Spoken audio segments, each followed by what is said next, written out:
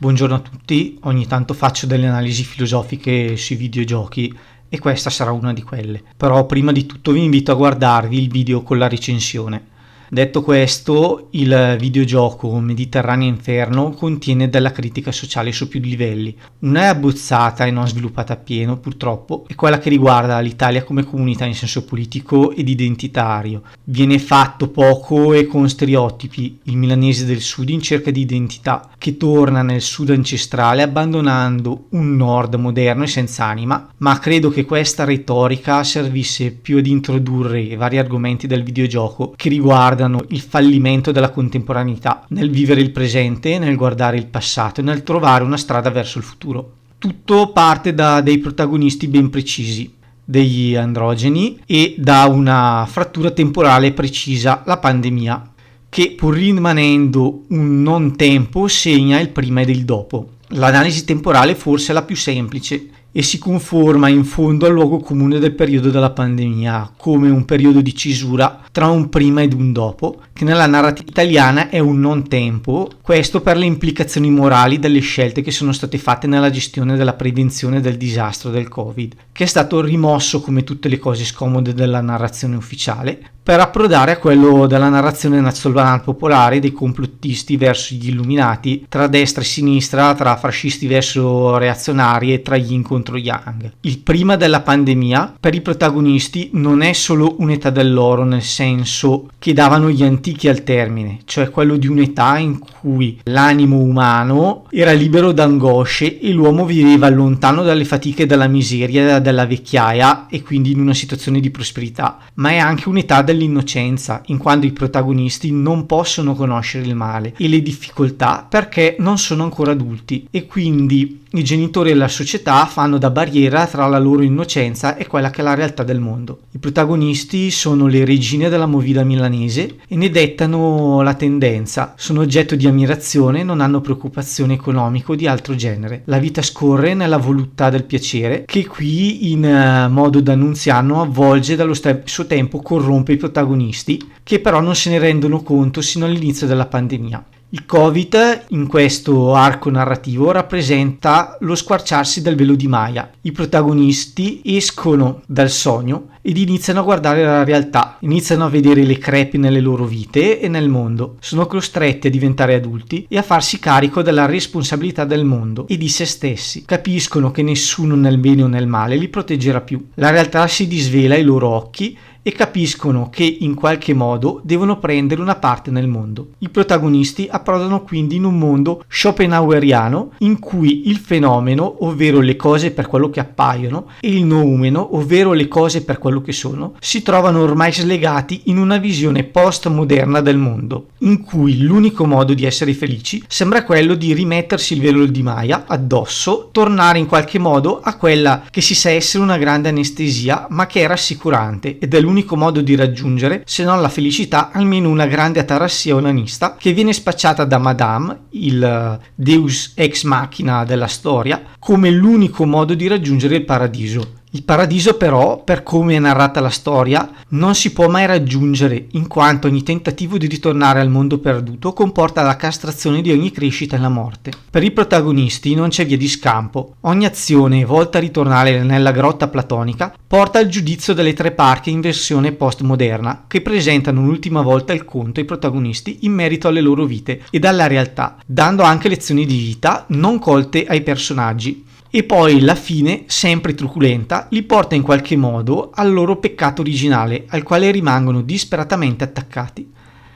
L'unico possibile finale senza tragedia, e che non sia il vero finale, è quello di prendere atto del tempo e non cercare di rimettere il velo di Maya, non entrando in nessuno dei miraggi di Madama, ma prendere atto che l'amicizia è appunto finita e crescere sapendo che si è soli e sperduti nel mondo con il tempo che prosegue nella sua linearità e le responsabilità che giorno per giorno i protagonisti devono prendere. Fine. Questa analisi del tempo e del tentativo di ritorno ad un'epoca perduta da parte dei personaggi fa da contraltare e in qualche modo spiega e sottolinea quella che è la natura fisica e morale dei personaggi.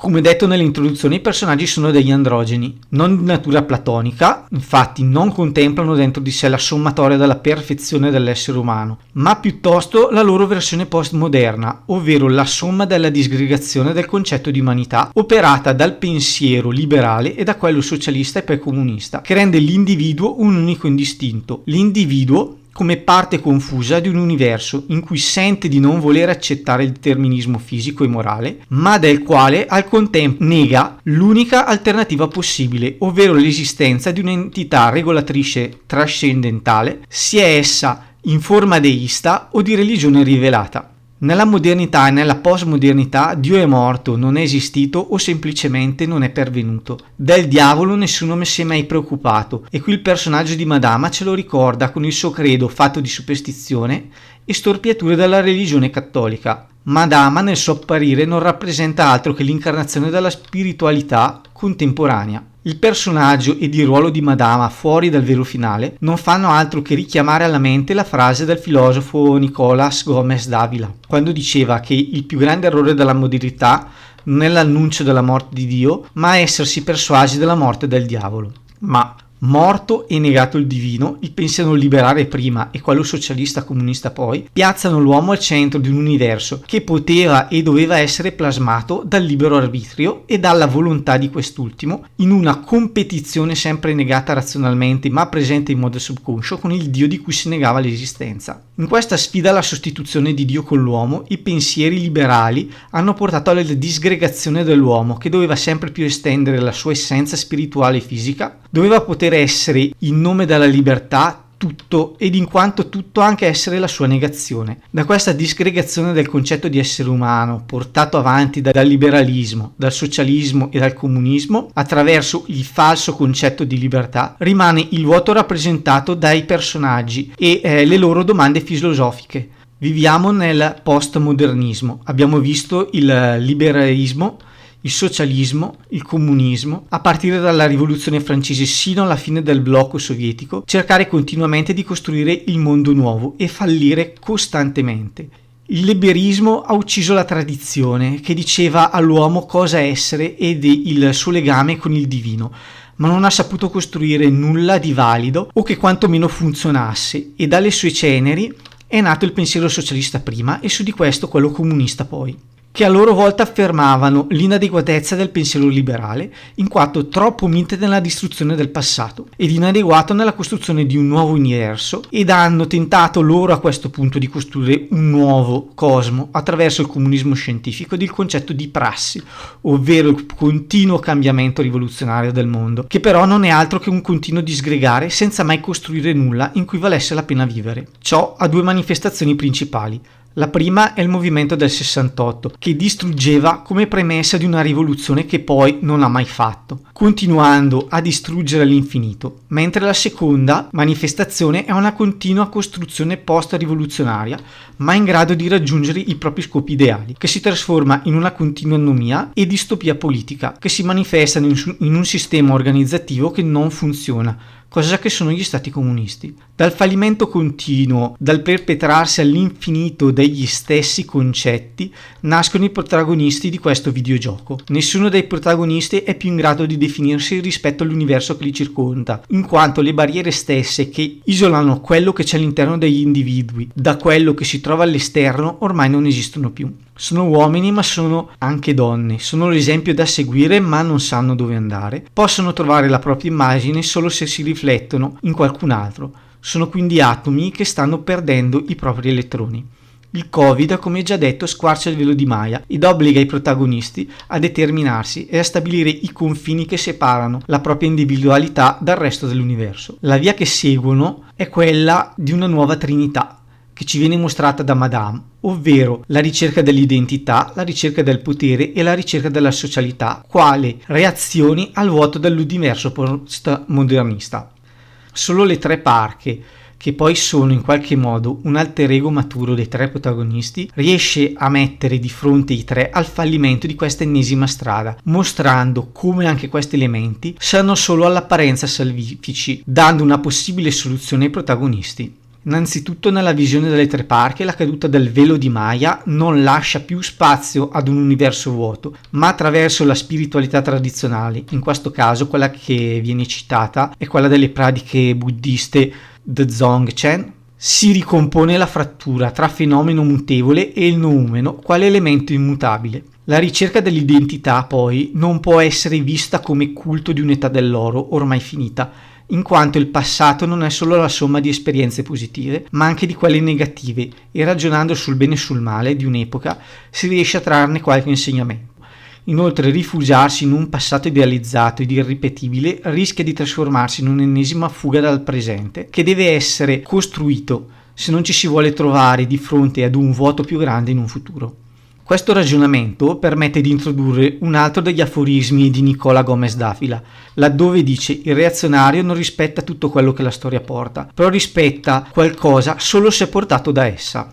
La ricerca del potere, che però in questo caso è il modo di influenzare gli altri e portarlo ad imitare le proprie azioni, è una strada vana se ciò che realizziamo in primis è qualcosa che ci priva della felicità, ed in secundis se le nostre opere finiscono per dare un'identità a noi e non noi alle nostre opere. Nel secondo caso, il rischio è quello dell'eliminazione dell'identità dell'individuo in quella del personaggio costruito ad uso e consumo di altri. Infine, la ricerca della socialità come forma per trovare la propria identità nel riflesso di noi che ci manda il prossimo, rischia a sua volta di far perdere il vero io dell'individuo nel caleidoscopio di identità che viene costruito per continuare ad essere accettati a prescindere dagli altri. Viene così espressa la necessità di trovare il proprio io come premessa ad una socialità che possa creare uno scambio reciproco con il prossimo. Il verdetto delle parche non viene accettato, i protagonisti non sono in grado di capire la sentenza in una società che ha sempre detto loro che la libertà non comporta la responsabilità delle proprie azioni e che le conseguenze di queste non sono contemplate. La prassi dei protagonisti non basta per determinare la realtà, specialmente se questa urta con la prassi di milioni di individui che a loro volta perseguono i propri fini. Ma i protagonisti non sono disposti ad accettare queste due verità. E qui rientra in gioco Madame. Tutti i sogni dei protagonisti sono destinati a fallire, a meno che essi non si affidino a lei, spirito dei fallimenti del secolo scorso che si ripropone nel nuovo. L'età dell'oro può esistere e lei ha la chiave per riuscirci, ma ha bisogno che i protagonisti in rappresentanza della nuova epoca si affidino a lei. Lei è la maestra illuminata che può guidare i discepoli verso la salvezza, e la salvezza è una nuova rivoluzione. Un'altra rivoluzione, distruggere nuovamente il vecchio per la promessa di un nuovo domani. Ovviamente i tempi sono nuovi e la rivoluzione deve cambiare nome, deve cambiare causa. Nessuno crederà più al comunismo, nessuno crederà più al positivismo.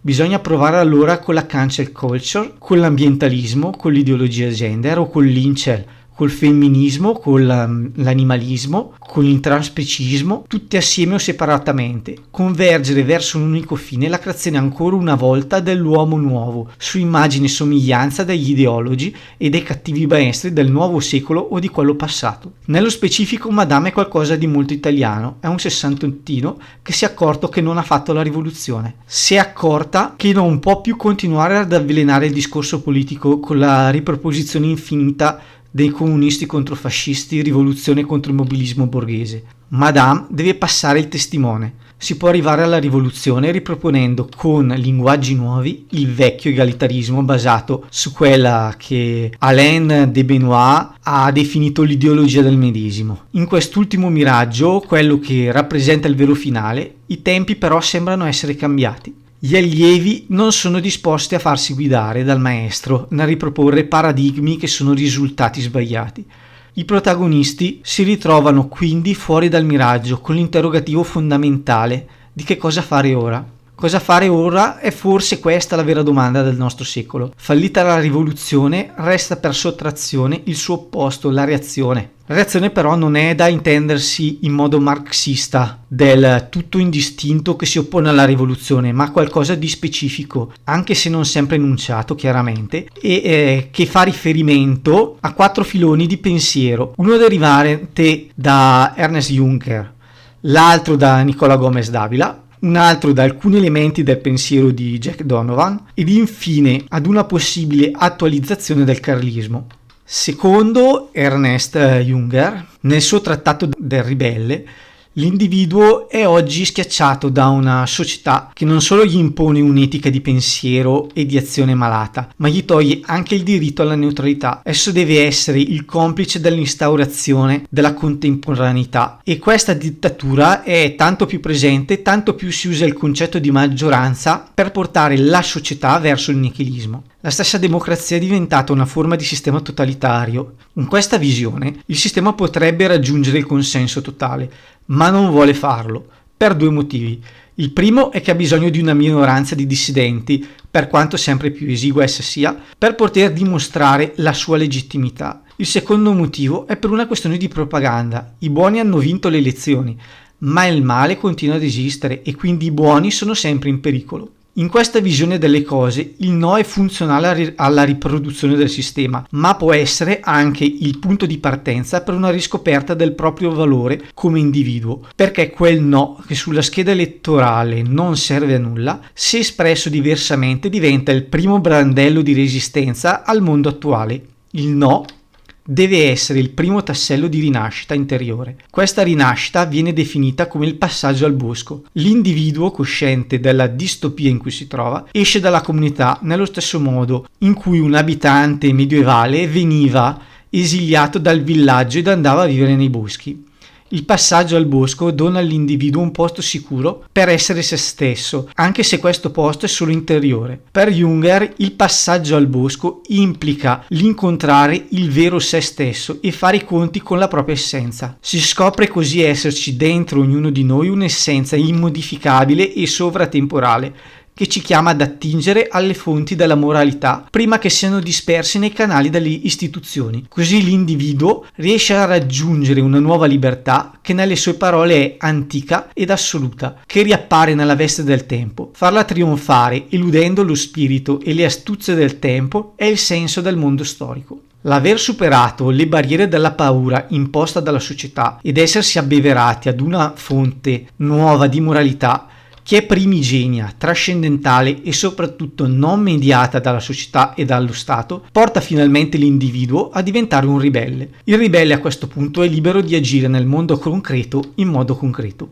Cambiando prospettiva invece possiamo trovare negli scritti di Nicolás Gómez Dávila il rifiuto per il relativismo che ha reso tutto un indistinto omogeneo e il rifiuto per la negazione di una realtà trascendentale. Cosa resta da fare allora all'individuo per uscire dal cortocircuito del presente se non partire da un'analisi di se stesso? Nei suoi scoli, infatti, possiamo leggere: si può trascendere il soggettivismo solo assumendolo in modo totale. Quando il soggetto ripiega su se stesso e si immerge nel folto di sé, un rumore di acqua viva lo accoglie nella penombra e laddove si aspettava di trovare la solitudine estrema, gli si rivela un'oggettività ribelle, una alterità irriducibile, una trascendenza vittoriosa. Dall'assunzione della soggettività nascono la storia e Dio. Il significato della ricerca dell'individuo, per Nicolás Gómez Dávila, stanno nel fare in modo che la scienza non si riduca a tecnica, che l'uomo non diventi ciò che lo annulla e credere in un Dio che sia il punto precostituito da cui partire per liberarsi dal nichilismo. Per Nicolás Gómez Dávila, se è possibile liberarsi come individui, diventando reazionari, riscattare la società in cui si vive è impossibile. Questo ce lo spiega nel suo scritto Il reazionario autentico. Infatti, se da un lato è impossibile essere conservatori in un'epoca in cui non c'è più nulla da conservare, dall'altro esso ci dice testualmente: per il progressista radicale, necessità e ragione sono sinonimi. La ragione è la sostanza della necessità e la necessità è il processo nel quale la ragione si realizza ed entrambe costituiscono un unico torrente di esistenze. Il progressista radicale è quindi convinto della razionalità della storia e si assegna il compito di collaborare al suo successo. L'imperativo etico di questo tipo di progressista sta quindi nello spingere la storia verso i suoi fini specifici. Agendo nel senso della storia, la ragione individuale coincide con la ragione del mondo.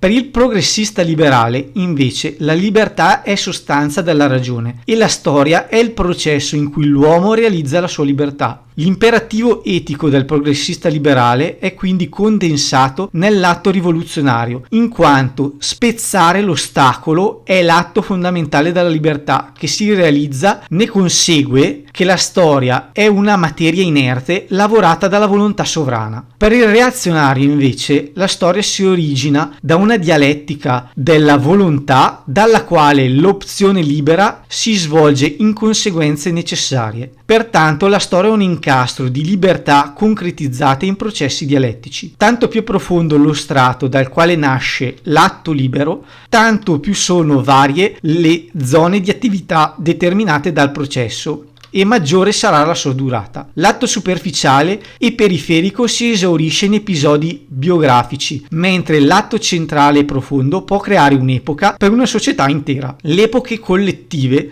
sono il risultato di una comunione attiva o di una decisione identica o della contaminazione passiva di volontà inerti. Ma finché dura il processo dialettico in cui le libertà si sono trasformate, la libertà del non conformista si ritorce in una ribellione inefficace. La libertà sociale non è un'opzione permanente, ma l'allentamento improvviso nell'articolazione delle cose. Il reazionario non si astiene dall'agire perché lo spaventa il rischio, ma perché pensa che attualmente le forze sociali si riversano rapide verso una meta che disdegna. Nell'attuale processo le forze sociali hanno scavato il proprio alveo nella roccia e niente muterà il loro corso finché non sboccheranno sul liscio di una pianura ignota. Ma se il reazionario è impotente nel nostro tempo, la sua condizione lo obbliga a testimoniare la sua ripugnanza. La libertà per il reazionario è soggetta a un ordine.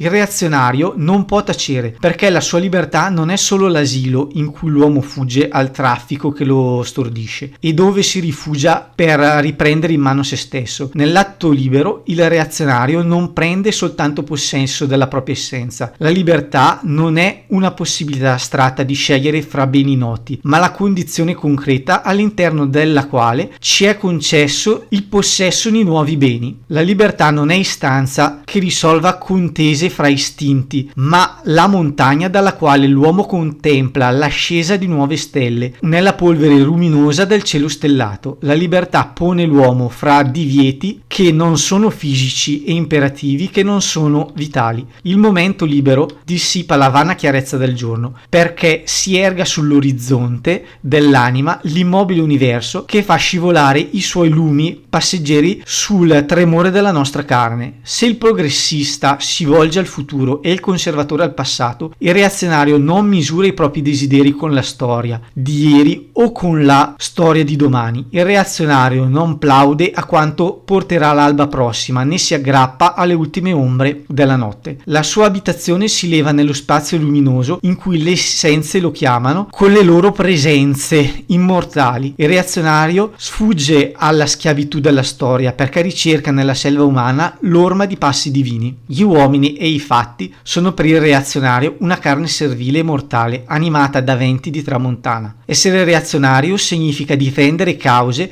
che non girano sulla scacchiera della storia, cause che non importa perdere. Essere reazionario significa che ci limitiamo a scoprire quanto crediamo di diventare. Significa ammettere che la nostra immaginazione non crea, ma svela corpi morbidi. Essere reazionario non significa abbracciare determinate cause, né patrocinare determinati fini, ma assoggettare la nostra volontà alla necessità che ci costringe, arrendere la nostra libertà all'esigenza che ci spinge. Significa trovare evidenze che ci guidano, addormentate sulla riva di stagni millenari. Il reazionario non è il sognatore nostalgico di passati conclusi, ma il cacciatore di ombre sacre sulle colline eterne.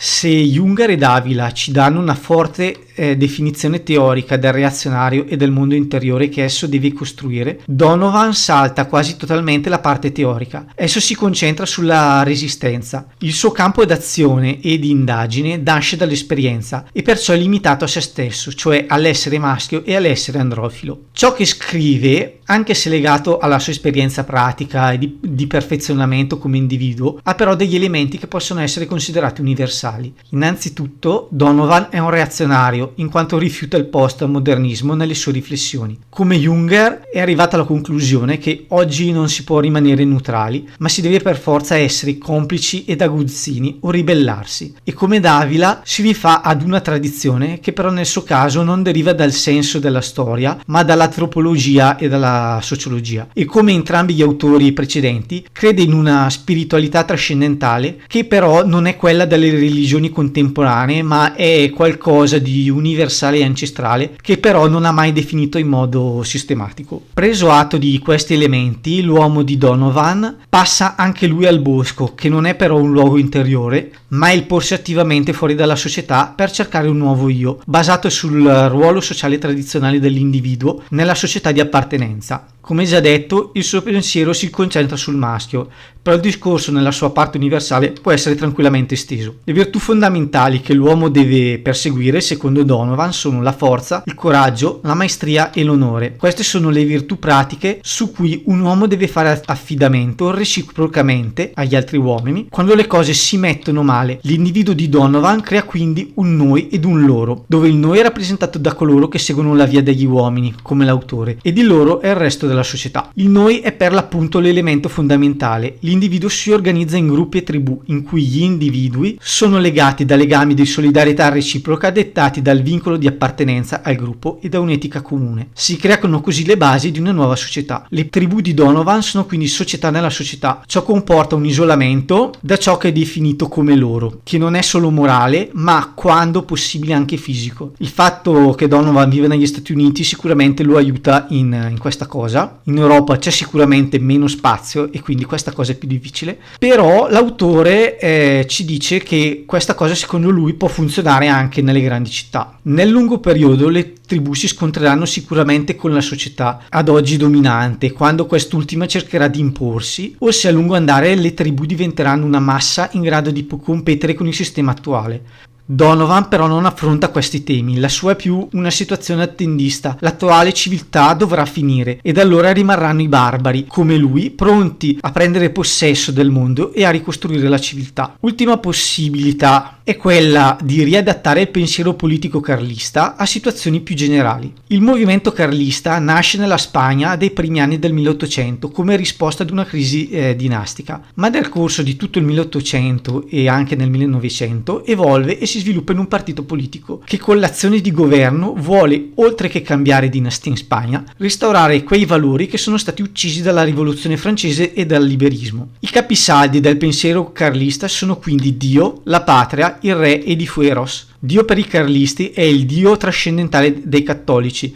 Esso è quindi trascendentale ed elemento ordinatore dell'universo, sia in senso fisico che morale. La patria nel loro caso è il Regno di Spagna, ovvero la nazione come sommatoria delle varie comunità locali. I fueros sono le comunità locali e i corpi sociali che si autogovernano attraverso le norme che essi stessi si sono dati nel corso dei secoli. Il re è l'individuo che per tradizione detiene il potere, ma non è importante come individuo in sé, ma semmai come istituzione. La corona infatti è il vertice delle istituzioni. Essa deve essere cattolica, storica, sociale, responsabile, forale ed ereditaria. La corona deve essere cattolica nel senso che essa sia soggetti ad un agire morale, storica in quanto si basa su un cumulo di diritti storico-dinastici sempre identificabili. Sociale significa che l'agire del re non può essere assoluto, ma deve essere limitato dall'agire morale della coscienza e dalle barriere giuridiche delle comunità e degli altri organi dello Stato. Responsabile significa che non esiste la differenza tra regnare e governare, in quanto il monarca governa aiutato dal Consiglio della Corona e risponde esso stesso in caso di una mancanza o della mancanza di uno dei suoi ministri. Ereditaria invece indica il modo in cui bisogna trasmettere la successione, ovvero attraverso la dinastia. I carlisti, pur non riconoscendosi nello spirito dei tempi, non si sono mai autoesiliati, ma anzi si sono sempre preparati alla presa del potere, sia nei modi legali del presentarsi alle elezioni,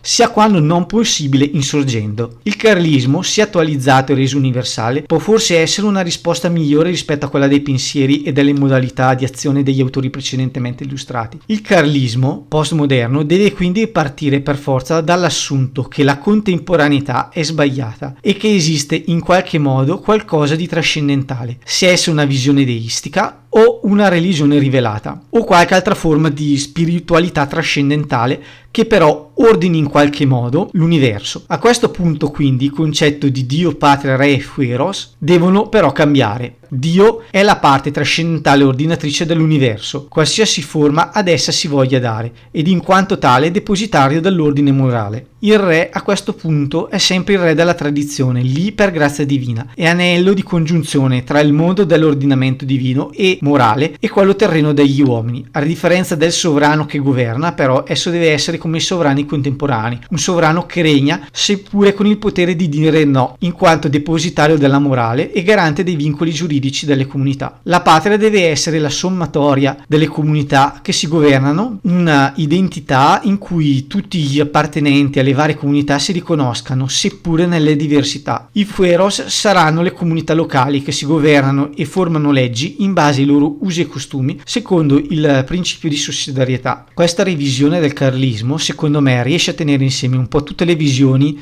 poste dai precedenti autori, ponendo però un modo che possa dare la possibilità di realizzarsi alle loro idee. Le tribù nei secoli si sono evolute in comunità che si sono date regole più ampie e che sono uscite sia dallo stato di natura psiano sia dallo stato di società anarchiche che illustra Bull nei suoi scritti. Al contempo l'uomo smette di essere il centro dell'universo e trova un nuovo posto che finalmente ha senso. L'individuo si può quindi definire e crescere come individuo grazie al senso morale e trovare il suo posto e crescere in una comunità di individui che a sua volta si organizza secondo regole in uno stato. Questo potrebbe essere, secondo me, il modo per i personaggi del videogioco di ricominciare a costruire un nuovo secolo. La mia naturalmente non è una pretesa di detenzione della verità, ma è essa stessa la ricerca di una strada praticabile dopo aver rifiutato la contemporaneità. Come sempre fatemi sapere nei commenti cosa ne pensate e ci vediamo al prossimo video.